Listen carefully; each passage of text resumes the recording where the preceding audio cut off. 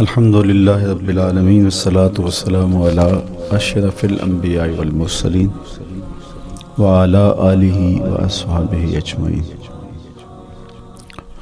قال اللہ تعالی وتبارک فی القرآن المجید والفرقان الحمید۔ بسم اللہ الرحمن الرحیم۔ لا اقسم بہذا البلد وانت حل بہذا البلد ووالد وما ولد لقد خلقنا الانسان فی کبد۔ صدق اللہ مولانا العظیم وصدق رسولہ النبی الکریم الرؤوف الرحیم۔ اللہم نور قلوبنا بالقرآن وزین اخلاقنا بالقرآن وادخلنا الجنة بالقرآن ونجنا من النار بالقرآن۔ قال اللہ تعالی وتبارک فی شان حبیبہ مخبرا وآمرا ان اللہ وملائکتہ یصلون علی النبی یا ایہا الذین آمنوا صلوا علیہ وسلموا تسلیما۔ اللہم صلی علی سیدنا و مولانا محمد معدن الجود والکرم صلاۃ و سلاما علیک یا سیدی یا رسول اللہ۔ میں نے آپ کے سامنے قرآن مجید کے جو کلمات تلاوت کیے ان میں اسی حقیقت کو بیان کیا گیا۔ لا اقسم بہذا البلد، آغاز ہوا شہر مکہ کی قسم سے۔ قسم ہے مجھے اس شہر کی، پھر وجہ قسم بھی بیان کی۔ وانت حل بہذا البلد، مجھے اس شہر کی قسم اس لیے کہ محبوب اس شہر میں تو جو بستا ہے، تیرا بسیرا ہے اس شہر میں، اس شہر کی گلیوں نے تیرے قدم چومے ہیں اور تیرے انفاس کی مہک اس کی فضاؤں میں بسی ہے، اس لیے مجھے قسم کہ یہاں تم رہتے ہو۔ اللہ اکبر۔ علماء کے مابین اس بات پر اختلاف ہے کہ مکہ المکرمہ افضل ہے یا مدینہ النبی صلی اللہ علیہ وآلہ وسلم افضل ہے۔ ایک علمی اختلاف ہے، بعض نے کہا مکہ المکرمہ افضل ہے، دلائل دیے، بڑا وزن ہے دلائل میں۔ بعض نے کہا مدینہ رسول صلی اللہ علیہ وآلہ وسلم افضل ہے، دلائل دیے، بڑا زور ہے دلائل میں۔ لیکن شیخ عبدالحق محدث دہلوی علیہ رحمہ اسی آیت سے روشنی لے کر کے لکھتے ہیں کہ جب حضور مکے میں تھے تو مکہ افضل تھا، جب مدینے آ گئے تو مدینہ افضل ہو گیا۔ جدھر جدھر سے وہ گزرتے گئے مجد و شرف بھی پیچھے پیچھے رہا۔ چند لمحوں کے لیے ٹھہرے تھے تم جس پیڑ کے نیچے۔ نشور وحدی کا لہجہ دیکھیے کتنا دل آویز ہے۔ چند لمحوں کے لیے ٹھہرے تھے تم جس پیڑ کے نیچے، سنا ہے آج تک اس پیڑ کا سایہ مہکتا ہے۔ تو مکے میں ہیں تو مکہ افضل، مدینے میں ہیں تو مدینہ افضل۔ تو شرف ان کے وجود مسعود سے ہے، وہ جدھر جدھر سے گزرتے جائیں گے وہاں وہاں ہی نور پھیلتا چلا جائے گا۔ اور پیر نصیر الدین علیہ رحمہ کا لہجہ یہاں کتنا خوبصورت دکھائی دیتا ہے۔ ایک بار وہ جدھر سے گزرے ہیں نصیر، ایک بار وہ جدھر سے گزرے ہیں نصیر، بار بار ادھر سے بہار گزری ہے۔ تو کہا کہ قسم ہے مجھے اس شہر کی، یعنی شہر مکہ کی۔ کیوں اس شہر کی قسم؟ وَأَنْتَ حِلٌّ بِهَذَا الْبَلَدِ، کہ محبوب اس شہر میں تمہارا قیام ہے، اس شہر میں تمہاری رہائش ہے، تمہارے انفاس کی مہک ہے اس شہر کی فضاؤں میں، اور تمہارے قدموں کو چھوا ہے اس شہر کی گلیوں نے، اس لیے قسم کہ یہاں آپ رہتے ہو۔ وَوَالِدٍ وَمَا وَلَدَ، اور قسم ہے باپ کی، اور قسم ہے جو اس کی اولاد ہے۔ والد سے مراد کیا ہے اور ما ولد سے مراد کیا ہے؟ تو اس کے بارے میں ایک قول یہ ہے کہ والد سے مراد حضرت ابراہیم علیہ السلام ہے، اور ما ولد سے مراد حضور علیہ السلام جو ان کے فرزند ہیں۔ ایک قول کہ والد سے مراد حضرت آدم علیہ السلام ہیں، اور ما ولد سے مراد ان کی ساری ذریت اور نسل ہے۔ تیسرا قول کہ والد سے مراد حضور علیہ السلام ہیں، اور ما ولد سے مراد حضور علیہ السلام کی ساری امت، حضور علیہ السلام کی ساری آل اطرت، حضور کے اصحاب۔ لیکن علماء نے پہلے قول کو ترجیح دی کہ مکہ المکرمہ کی قسم کی گئی تو پھر مناسبت بنتی ہے کہ حضرت ابراہیم کا ذکر بھی ہو، تو اس لیے والد سے مراد حضرت ابراہیم ہیں، اور ما ولد سے مراد حضور علیہ الصلوۃ والسلام کی ذات ستودہ صفات ہے۔ تو تین چیزیں ہوئیں جن کی قسم کی گئی۔ سب سے پہلے شہر مکہ کی قسم کی گئی، پھر حضرت ابراہیم علیہ السلام کی قسم کی گئی، اس کے بعد حضور علیہ الصلوۃ والسلام کے مبارک وجود کی قسم کی گئی۔ تین قسمیں کر کے کہا کیا گیا، چونکہ جو خالی ذہن شخص ہو، جب اس کو کوئی بات بیان کی جائے تو قسم سے آغاز نہیں کیا جاتا۔ متردد الذہن کو کوئی بات کرنی ہو تو قسم سے آغاز کیا جاتا ہے، یا پھر آپ جس مضمون کو بیان کرنے جا رہے ہیں وہ اتنا اہم ہے کہ اس کی اہمیت کو اجاگر کرنے کے لیے آپ کو قسم کرنا پڑتی ہے۔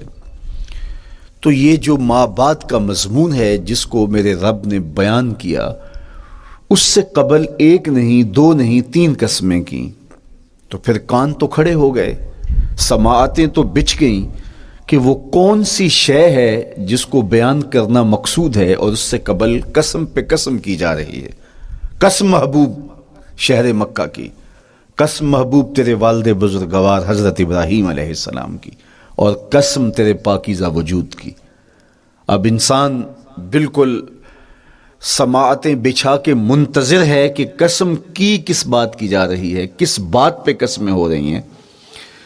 تو جواب آیا، قسم محبوب شہر مکہ کی جس میں آپ رہتے ہو، قسم آپ کے والد بزرگوار حضرت ابراہیم علیہ السلام کی، اور قسم آپ کے پاکیزہ وجود کی۔ لقد خلقنا الانسان فی کبد، ہم نے انسان کو مشقتوں میں رہتا پیدا کیا ہے۔ یعنی انسان کی زندگی کے اندر مشقتیں، مشکلیں، آلام، مصائب، حالات کی تلخیاں، سخت مراحل، یہ اس کی زندگی کا حصہ ہے، اور ہم نے اس کو ڈیزائن اس طرح کیا ہے کہ یہ ان ساری مشکلات سے نہ بردآزما ہوگا اور حالات کی تلخیوں کا مقابلہ کرے گا، اور خیر و شر کے ساتھ ساری زندگی اس کا تعلق رہے گا۔ تو یہ اگر سخت جان ہوا تو زندگی میں کامیاب اور بامراد ہوا، اور اگر یہ کمزور ہوا تو پیچھے رہ جائے گا۔ اور اس کے لیے جو قسمیں کی ہیں وہ تین ہیں۔ قسم کا اور جواب قسم کا تعلق ہوتا ہے، یعنی جس پہ قسم کی جا رہی ہے تو جو قسم کی جا رہی ہے اس کا کوئی آپس میں تعلق ہوگا۔ جب پھولوں کا ذکر کریں گے تو پھر اس کے متعلقات ہی بعد میں بیان کریں گے۔ کسی نے کہا تھا جنگل میں کوئی مے خار مرا ہے، جنگل میں کوئی مے خار مرا ہے، اسے انگور کے پتوں کا کفن دو۔ میاں جنگل میں مرنے والے شخص کو کسی اور درخت کے پتوں کا بھی تو کفن دیا جا سکتا ہے، لیکن صاحب مرنے والا مے خار ہے، اور شراب کشید کی جاتی ہے انگور سے، تو اس کو تو ٹھنڈ تب بھی پڑے گی کہ انگور کے پتوں کا کفن دیا جائے۔ تو مناسبات ہوتی ہیں۔ تو اب جب قسم کی گئی تو قسم تین چیزوں کی گئی، اور اس کی جواب قسم سے مناسبت کیا بنتی تھی؟ انسان کو مشقتوں میں رہتا پیدا کیا گیا، حالات کی تلخیوں سے گزرتا ہے، سخت تربیتی مراحل سے اس کو گزرنا پڑتا ہے۔ تو اس چیز کو بیان کرنے سے قبل تین قسمیں کی گئی۔ پہلی قسم میرے حضور کے پاکیزہ شہر کی، مکہ المکرمہ کی، اس لیے کہ مکہ المکرمہ میں دیکھ لیجئے کہ صحابہ اور حضور کے ماننے والوں نے کیسے تلخ زندگی کاٹی۔ شجر اسلام ثمر بار ہوا تو ہمیں تو یہ کھلے ہوئے پھول دکھائی دیتے ہیں، لیکن ہم نہیں بھول سکتے کہ بلال حبشی کی پیٹھ پہ کیسے کوڑے برسے اور احد احد کیسے پکارتے رہے۔ تو ہم اس منظر کو دیکھیں، مکہ کے ان حالات کو دیکھیں، تو اس لیے قسم کی مکے کی، اور پھر حضرت ابراہیم علیہ السلام کی قسم کی، چونکہ حضرت ابراہیم نے جس قدر اذیتوں سے گزر کر کے، مصائب آلام کا سامنا کر کے، حالات کی تلخیوں کا مقابلہ کر کے اپنا راستہ بنایا اور اپنے رب کی رضا پائی، وہ تاریخ کا ایک انوکھا باب ہے۔ اس سے بڑھ کر کیا ہوگا کہ جلتی ہوئی آگ میں چھلانگ لگا دی رب کے حکم کی تعمیل میں، بیٹے کی گردن پہ چھری رکھ دی۔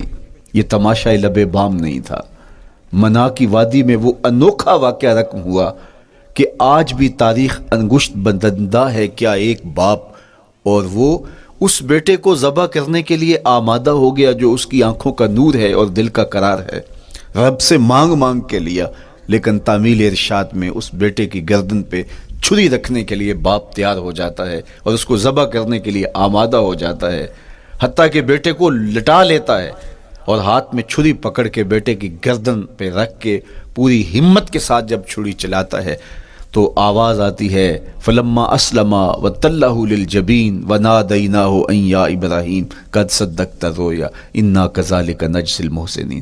ابراہیم بس کرو، تم نے واقعی خواب پورا کر دکھایا۔ اپنی بیوی کو، اپنے نومولود بچے کو وادی غیر ذی زرع میں چھوڑ آنا، جہاں کچھ بھی میسر نہیں تھا، یہاں آپ کو آپ کے ماں باپ چھوڑ کے جاتے ہیں، ایک خوبصورت آسودہ ماحول ہے، اور آپ کو جس مقصد کے لیے چھوڑ کے جا رہے ہیں تو وہ مقصد بھی آپ کے اور ان کے پیش نظر ہے، لیکن اس کے باوجود بھی جو ہے وہ آنکھیں نم ہو جاتی ہوں گی کہ ہم اپنی اولاد کو یہاں چھوڑ کے جا رہے ہیں، جبکہ ایک محفوظ پناہ گاہ میں آپ کو چھوڑ کے گئے۔ آپ کی تربیت کرنے والا ایک جو ہے وہ توانا طبقہ اور ایک توانا جو ہے وہ سٹاف موجود ہے جو آپ کی فکری، ذہنی، بدنی تربیت کے لیے کوشاں ہیں، لیکن اس کے باوجود بھی والدین محسوس کرتے ہیں لیکن اپنے نومولود بچے کو وہاں چھوڑ کے جانا جہاں آب و دانہ بھی میسر نہیں تھا۔ مورخ اسلام فی جلندری نے اس وادی کا نقشہ کھینچتے ہوئے کہا، وہ وادی جس میں وحشت بھی قدم رکھتی تھی ڈر ڈر کے، جہاں پھرتے تھے آوارہ تھپیڑے بادے سر سر کے، جہاں پر گھاس اگتی تھی، جہاں نہ پھول کھلتے تھے، مگر وہ سرزمین تھی آسماں بھی جھک کے ملتے تھے۔ تو اس وادی میں چھوڑ کے آنا، حضرت ابراہیم نے جو امتحانات دیے، اس لیے ان کی قسم کی، چونکہ جواب قسم کا تعلق بنتا ہے تو قسم ابراہیم کے پاکیزہ وجود کی کہ جنہوں نے دکھ سہے، تکالیف، آلام گوارا کی، لیکن پائے ثوات میں لغزش نہیں آنے دی۔ تیسری قسم میرے حضور کے پاکیزہ وجود کی فرمایا جتنے دکھ مجھے دیے گئے، جتنی اذیتیں مجھے پہنچائی گئیں، اتنی کسی کو نہیں دی گئیں۔ پیدا ہوئے تو حضور کے باپ کا سایہ سر پہ نہیں تھا، پھر اس کے بعد حضور مختلف مراحل سے گزرے، 6 سال کی عمر میں ماں کا انتقال ہو گیا۔ جب راہ حق میں لوگوں کو دعوت رشد و ہدایت دینے نکلے تو جو لوگوں کے رویے تھے اور جو اذیتیں لوگوں نے پہنچائیں وہ ایک الگ باب ہے۔ مکے کی گلیوں سے لے کے طائف کے بازاروں تک جن اذیتوں سے میرے حضور گزرے، ام المومنین سیدہ عائشہ رضی اللہ تعالیٰ عنہ فرماتی ہیں ایک دن حضور کی بارگاہ میں حاضری تھی تو ہم نے عرض کیا حضور کیا احد کے دن سے سخت دن بھی زندگی میں کبھی گزرا ہے؟ صحابہ کی نظر میں اس دن سے سخت دن کبھی زندگی میں نہیں آیا، اس لیے کہ جب 70 صحابہ کی لاشیں پڑی تھیں، حضور کے چچا حضرت امیر حمزہ شہید کر دیے گئے، اور نہ صرف انہیں شہید کیا گیا، ان کا مسلح کیا گیا، اعضائے بدنیاں کاٹ دیے گئے، ناک کاٹ لی گئی، زبان کاٹ لی گئی، بدن چیر کے کلیجہ نکالا گیا، اور پھر ان اعضاء کا ہار پرویا گیا، اور ہندا نے گلے میں ڈال کے رقص کیا، آنکھوں میں نیزے چبھوئے گئے۔ تو یہ دردناک دن تھا۔ تو حضور کے سر انور پہ سفید رنگ کی پٹی بندھی تھی اور چشمان رحمت میں آنسو تھے، اور بار بار فرماتے تھے ما فعل امی، میرے چچا کی کہانی سناؤ۔ تو یہ دردناک دن تھا جو صحابہ نے اپنی آنکھوں سے دیکھا۔ تو انہوں نے کہا حضور کیا احد کے دن سے سخت دن بھی کبھی زندگی میں آیا؟ ان کا خیال تھا کہ حضور فرمائیں گے ہاں یہ میرا زندگی کا مشکل ترین اور سخت ترین دن تھا، لیکن حضور نے فرمایا ہاں عائشہ، جب طائف کے بازاروں میں تیری قوم نے مجھے پتھر مارے تو یہ دن احد کے دن سے بھی سخت تھا۔ حضور ان کے 3 سرداروں کے پاس پیغام حق لے کے گئے، لیکن انہوں نے آگے سے جو رویہ اختیار کیا وہ اتنا اذیت ناک تھا۔ حضور نے فرمایا کہ ٹھیک ہے، میں تمہاری خیر خواہی کا جذبہ لے کے تمہارے تک پہنچا ہوں، تم نے میری دعوت کو قبول نہیں کیا، تمہاری مرضی، تمہارا مقسوم، چلو اب یہ بات میرے اور تمہارے درمیان رہنی چاہیے، اس بات کو راز رہنا چاہیے، اہل مکہ تک یہ بات نہ پہنچے۔ انہوں نے کہا ہم کیوں راز رکھیں، بلکہ اوباشوں کے ہاتھ میں پتھر دے دیے، اور حضور جب واپس ہونے لگے تو وہ حضور کے پاؤں پہ سنگزنی کرتے، حضور اپنا ایک پاؤں اٹھاتے تو دوسرے پاؤں پہ مارتے، شدت درد اور احساس کرب سے حضور بیٹھ جاتے تو ان کے غنڈے دائیں بائیں سے بڑھتے اور کندھوں سے پکڑ کے حضور کو اٹھاتے اور مشق سنگزنی کرتے۔ نالین خون سے بھر گئے، لخت لخت زخمی ہوا۔ اللہ اکبر! کیا دردناک لمحے تھے، کیا تکلیف بری گھڑیاں تھی. تو کہا کہ جب طائف کے بازاروں میں تیری قوم نے مجھے پتھر مارے تو یہ دن احد کے دن سے بھی سخت تھا. اچھا، جب حضور پر اس طرح آلام و مصائب ٹوٹ پڑے تو حضور کے ساتھ جو صحابہ تھے انہوں نے کہا حضور ان کے لیے بد دعا کر دیجئے. تو میرے حضور بولے میں رحمت بن کے آیا ہوں، میں رحمت بن کے آیا ہوں. اللہ اکبر. ان کا تقاضا پہم بڑا تو حضور کے ہاتھ اٹھ گئے، اور پھر حضور نے جو کہا سنیے، اللہم اہد قومی فإنہم لا یعقلون. اے اللہ میری قوم کو ہدایت دے دے، یہ مجھے جانتے نہیں، اگر جانتے تو ان کا میرے ساتھ یہ رویہ نہ ہوتا. تو پتھروں کے جواب میں دعائیں دینا پیغمبروں کا حوصلہ ہوتا ہے. اللہ اکبر. مورخ اسلام فی جلندری نے کیا خوبصورت پیرائے میں نقشہ کھینچا کہ حضور ہاتھ اٹھا کے دعا مانگ رہے ہیں، الہی کرم کر کو سارے طائف کے مکینوں پر، الہی پھول برسا ان پتھروں والی زمینوں پر. تو حضور نے دکھ سہے، تکلیفیں سہی. اب 3 قسمیں کی. شہر مکہ کی قسم جہاں حضور کے صحابہ نے تکلیفیں سہی، اس شہر کی گلیوں میں انہیں گھسیٹا گیا اور ان کو کچی کھالوں میں لپیٹ کے دھونیاں دی گئیں، انہیں اذیت ناک مراحل سے گزارا گیا.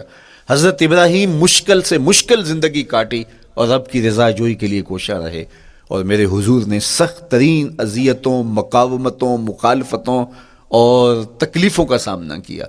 تو ان 3 چیزوں کا حوالہ دے کر، ان 3 چیزوں کی قسم کر کے اب انسان کو بتایا جا رہا ہے کہ تم مشکلات سے تمہیں گزرنا پڑے گا، حالات کی تلخیاں تمہیں سہنی پڑیں گی. کسی مرتبے تک پہنچنے کے لیے تمہیں پھر تکلیفوں کی راہ اختیار کرنی پڑے گی. تم کون ہوتے ہو؟ میرا محبوب ہو تو تکلیفیں وہ بھی اٹھائے، 2 جہاں کا مالک ہو اور طائف کے بازاروں میں اس کے پاؤں پہ بھی پتھر پڑیں، اور کونین کا سردار ہو اور ان کے اوپر اوجری ڈال دی جائے، کائنات کا مالک ہو اور ان کو مکے کی گلیوں کے اندر ان کے گلے میں عقبہ بن ابی معیط کپڑا ڈالے اور تاؤ دے. تو کیا ان مشکلات سے تم بچ سکتے ہو؟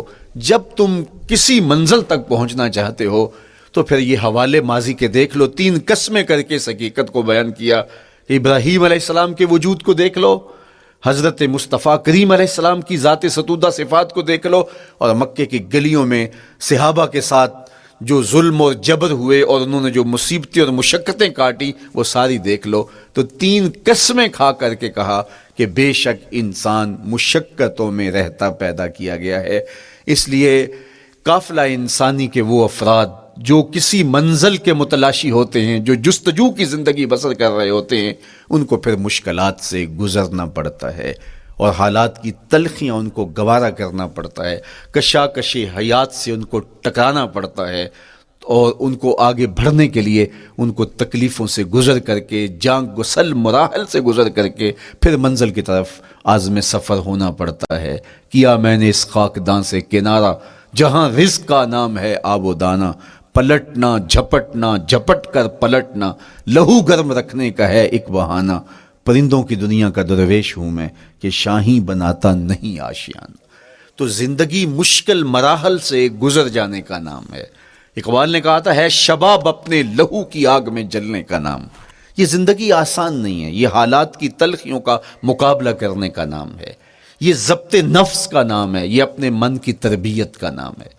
حضرت امام راضی آیت کریمہ کے تحت لکھتے ہیں کہ جب بچہ شکم مادر میں ہوتا ہے تو وہ 3 پردوں میں ہوتا ہے، ایک جھلی کا پردہ، ایک رحم مادر کا پردہ اور ایک پیٹ کا پردہ. تو 3 پردوں میں وہ بیچارہ بڑی عجیب سی حالت میں ہوتا ہے. یہ اس کا پہلا مرحلہ ہے تخلیق کے بعد. اس کے بعد پیدائش کا دوسرا مرحلہ ہے. یہ زچہ بچہ دونوں کے لیے موت و حیات کے مرحلے ہوتے ہیں. اس کے بعد وہ پیدا ہوا، اس دنیا پہ آیا تو اس کی مشکل کیا ہے؟ زبان ہے، بولنا نہیں جانتا، دیکھتا ہے پہچان نہیں سکتا، سنتا ہے سمجھ نہیں سکتا، ہاتھ ہیں پکڑ نہیں سکتا، ٹانگیں ہیں چل نہیں سکتا. کتنی مشکل بن گئی. یہ سب کچھ چیزیں ہونے کے باوجود بھی وہ بے بس دکھائی دیتا ہے. اس کو دودھ مانگنے کے لیے بھی رونا پڑتا ہے. تو یہ ایک مرحلہ تھا. پھر آہستہ آہستہ اس نے بولنا سیکھا، ایک ایک حرف کر کے، لفظ لفظ جوڑ کے وہ جملے مکمل کرتا رہا. آج تو زبان کا طوطی بولتا ہے، آج تو بات کریں تو جو ہے وہ ماحول تھم جاتا ہے. لیکن انسان ذرا پلٹ کے آغوش مادر میں تیری ماں نے ایک ایک حرف تجھے سکھایا تھا، ایک ایک لفظ تجھے سکھایا تھا، لفظ لفظ کر کے، حرف حرف کر کے جملے بنے، اور آج تیری گفتار کی شوخی کے تذکرے زمانے میں ہیں، تو پھر تجھے بولنا سکھایا، تو چل نہیں سکتا تھا، آج تیری جو ہے وہ جولانیاں دیکھنے والی ہیں، تیری رفتار کو کوئی چھو نہیں سکتا ہے، تیری آنکھوں کی بجلیاں آج عقابوں سے بڑھ کر ہیں، آج تیرے کانوں کے اندر نغموں کا جہاں آباد ہے، آج تیرے ہاتھوں کی گرفت کہ آگے شیر غراں بھی ہو تو وہ بھی بے بس ہو جاتا ہے، لیکن دیکھ تو کتنا مجبور تھا۔ اچھا چلو وہاں سے آگے آئے، پھر زندگی کو سیکھنا پڑتا ہے، آداب سیکھنے پڑتے ہیں، کس سے کیا بات کرنی ہے سیکھنا پڑتا ہے، آگے بڑھے، جوانی کی دہلیز پہ پہنچے۔ جوانی انسان کی زندگی کا باقپن ہوتا ہے، عروج ہوتا ہے، اللہ اکبر، لیکن جوانی کو تقدس معاب رکھ کے منزل تک پہنچانا یہ سب سے مشکل مرحلہ ہوتا ہے، چونکہ جذبات بے قابو ہیں، خواہشیں آوارہ ہیں، اور تا حد نظر نظارے ہی نظارے جو دل کو کھینچتے ہیں۔ اب اپنے تقدس کو جو شخص محفوظ رکھے، کائنات میں سب سے قیمتی جوہر حضرت انسان کا اس کی عصمت کا جوہر ہے، اور سب سے حسین چہرہ وہ ہے جو جنسی کالک سے اپنے آپ کو بچا لے۔ تو جوانی ہو، باقپن ہو، اور پھر اپنی خواہشات کو بے قابو نہ ہونے دیا جائے، سب سے مشکل مرحلہ پوری زندگی میں یہ آتا ہے۔ کسی نے کہا تھا کتاب زیست کا ایک اور باب بیت گیا، شباب بیت گیا، ایک عذاب بیت گیا۔ تو شباب کا ختم ہونا اور اس کو خیریت سے منزل تک پہنچنا، یہ کتنا بڑا مشکل مرحلہ ہوتا ہے، جس کا جوانی میں باطن کا چہرہ مسخ ہو جاتا ہے اور جنسی کالک سے جو چہرہ آلودہ ہو جاتا ہے، اس کا عفت کا دامن داغدار ہو جاتا ہے۔ تو اس لیے وہ چہرہ تاباں ہے، وہ چہرہ روشن ہے، وہ چہرہ منور ہے جو اپنے آپ کو کالک نہیں لگنے دیتا اور اپنی عصمت کی حفاظت کرتا ہے۔ میرے حضور نے بھی ارشاد فرمایا، سبعۃ یظلھم اللہ تعالی فی ظلہ یوم لا ظل الا ظلہ، 7 اشخاص ایسے ہیں قیامت کے دن جب کوئی سایہ نہیں ہوگا، اللہ ان کو اپنے عرش کا سایہ عطا کرے گا۔ ان میں سے پہلا شخص امام عادل حکمران، دوسرا شخص وشاب نشأ فی عبادت اللہ، وہ جوان جس کی جوانی اللہ کی عبادت میں بسر ہوئی، تیسرا وہ شخص ورجل قلبہ معلق بالمساجد، وہ شخص جس کا دل مسجد میں لگتا ہے، مسجد میں جمتا ہے، اور چوتھا شخص ورجل دعتہ امرأۃ ذات منصب وجمال فقال انی اخاف اللہ، وہ شخص جس کو دعوت گناہ ملی اور حسن قدموں میں بچھنے کے لیے بےتاب ہوا، اور اس نے کیا کہا، انی اخاف اللہ، میں اللہ سے ڈرتا ہوں، میرا اللہ مجھے دیکھ رہا ہے۔ میرے حضور نے فرمایا قیامت کے دن جب کوئی سایہ نہیں ہوگا، اللہ اس کے اوپر اپنے عرش کا سایہ تان دے گا، جو اپنی عصمت کے جوہر کو بچا گیا۔ تو یہ ایک مشکل مرحلہ تھا، اپنی جوانی کے تقدس کی حفاظت کرنا۔ میرے حضور نے ارشاد فرمایا انا حبیب اللہ، میں اللہ کا حبیب ہوں۔ جو جوان جوانی میں توبہ کرتا ہے وہ بھی اللہ کا حبیب ہے۔ کتنا بڑا اعزاز ہے اور کتنا بڑا کمال ہے جو شخص کو ملتا ہے جو جوانی میں اپنی عصمت کے تقدس کی حفاظت کرتا ہے، اپنی آبرو پہ پہرا دیتا ہے، اپنی نظروں کی حفاظت کرتا ہے، اپنی سوچوں کو آوارہ نہیں ہونے دیتا، اپنے خیالوں کو بھٹکنے نہیں دیتا، اپنی خواہشات کو بے قابو نہیں ہونے دیتا۔ تو یہ مشکل ترین لمحہ تھا۔ اس کے بعد امام راضی کہتے ہیں اب شادی کا مرحلہ ہوا، تو پہلے خود اپنی ذمہ داری تھی، اب کسی کا بوجھ بھی اٹھانا پڑا، یہ اگلی مشکل آ پڑی۔ پھر بچے ہوئے تو پھر اپنی زندگی تو ختم ہو گئی، پھر ساری زندگی، پھر بڑھاپے میں چلے جائیں، ارذل العمر تک چلے جائیں، یہ ساری زندگی مشکلات لقد خلقنا الانسان فی کبد۔ تو ہمیں عملی طور پہ مشکلات کے مقابلے کے لیے تیار ہونا چاہیے۔ دیکھیے ہم جب شکار کرنے جاتے ہیں اور وہ خطرناک جنگل ہو جس میں شیر، بھیڑی اور دیگر جانور بھی ہوں، تو پھر ہم حفظ ما تقدم کے طور پہ سب کچھ ساتھ لے کے جاتے ہیں اور اس انداز سے جاتے ہیں کہ ہمارے اوپر اگر کوئی حملہ ہو تو بچاؤ کی یہ تدبیر ہو۔ تو ہم عملی طور پہ اس کے لیے خود تیار ہوتے ہیں، تو پھر کوئی ہونے والا حملہ غیر متوقع نہیں ہوتا اور ہم اس کے لیے اپنے آپ کو مستعد اور فعال پاتے ہیں۔ اسی طرح میں اور آپ اگر زندگی کے اس فلسفے سے آگاہ نہیں ہوں گے کہ زندگی مشکلات کا مجموعہ ہے، حالات کی تلخیاں ساری زندگی ہمارے ساتھ رہیں گی، تو کوئی بھی تکلیف، کوئی بھی اذیت، کوئی بھی ایسا واقعہ جو ہم نہیں چاہ رہے ہوں گے وہ روح پذیر ہوگا تو ہم گھبرا جائیں گے اور پھر اس وقت ہم دکھی ہو جائیں گے۔ اس لیے ہمیں یہ قرآن نے سکھایا ہے کہ تم عملی طور پہ زندگی کی سختیوں کا مقابلہ کرنے کے لیے آمادہ اور تیار ہو جاؤ۔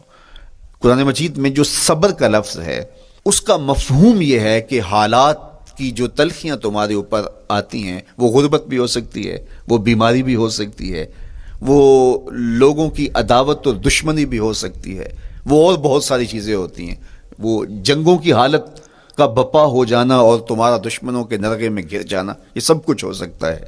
تو اس کے اوپر استقامت کے ساتھ تم کھڑے رہو اور تم ان کو برداشت کرنے کی اپنے اندر ہمت اور حوصلہ رکھو، تو پھر وہ تمہارا صبر ہوگا، اور یہ قوت اگر تمہارے اندر پیدا ہو جاتی ہے تو پھر تمہاری زندگی آسان اور سوکھی ہو جاتی ہے۔